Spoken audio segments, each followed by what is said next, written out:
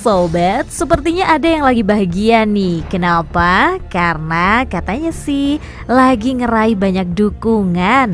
Siapa ya? Yap, Taliban. Taliban raih banyak dukungan di pembicaraan Moskow. Seperti apakah dukungan yang berhasil diraih Taliban tersebut? Informasinya selengkapnya ini dia. Tapi sebelumnya, jangan lupa subscribe channel ini ya sobat dan nyalakan tombol loncengnya. Halo Sobat Bull Eyes. Sobat, Taliban mendapat dukungan 10 kekuatan regional dalam pembicaraan di Moskow pada Rabu 20 Oktober untuk gagasan konferensi donor PBB. Aksi ini diklaim dapat membantu mencegah keruntuhan ekonomi dan bencana kemanusiaan di Afghanistan sobat. Rusia, China, Pakistan, India, Iran, dan 5 negara bekas Uni Soviet bergabung dengan Taliban untuk mendesak PBB menyelenggarakan konferensi secepat mungkin guna membangun kembali Afghanistan. Dilansir dari Reuters, mereka mengatakan itu harus dilakukan dengan pemahaman tentu saja bahwa beban utama harus ditanggung oleh pasukan yang kontingen militernya hadir di negara ini selama 20 tahun terakhir.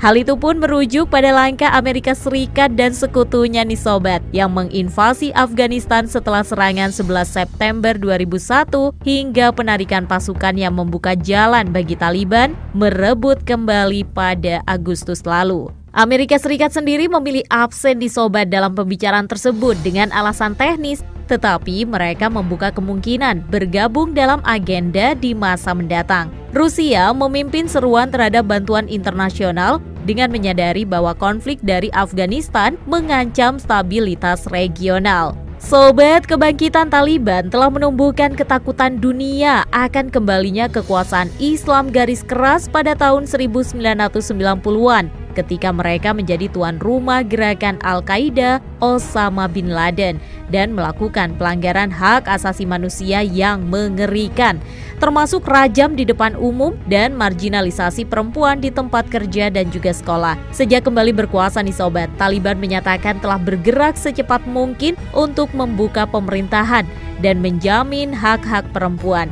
Mereka sih mengklaim ya tidak mewakili ancaman bagi negara lain. Jadi Afghanistan itu nggak akan pernah membiarkan tanahnya digunakan sebagai pangkalan bagi siapapun untuk mengancam keamanan negara lain. Hal itu ditegaskan oleh Menteri Luar Negeri Afghanistan yang berasal dari Taliban, Amir Khan Muttaqi. Nah, selain itu sobat, Wakil Perdana Menteri yang memimpin delegasi Abdul Salam Hanafi mengatakan mengisolasi Afghanistan bukanlah kepentingan siapapun. Sementara pemerintahan di seluruh dunia termasuk Rusia menolak memberikan pengakuan resmi kepada pemerintahan Taliban. Komuniké tersebut mengakui nih sobat realitas baru dari kenaikan mereka ke kekuasaan.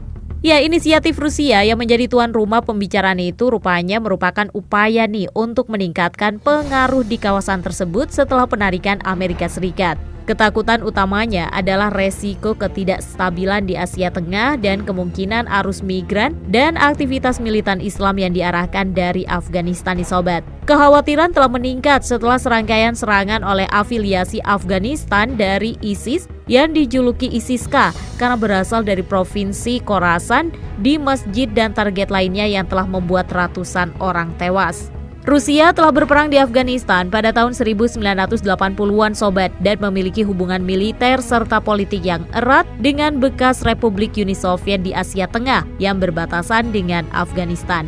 Nah, selain mengatakan tidak ada kelompok militan yang beroperasi di Afghanistan, Taliban juga mengklaim nih akan melindungi hak-hak perempuan dan kalangan minoritas.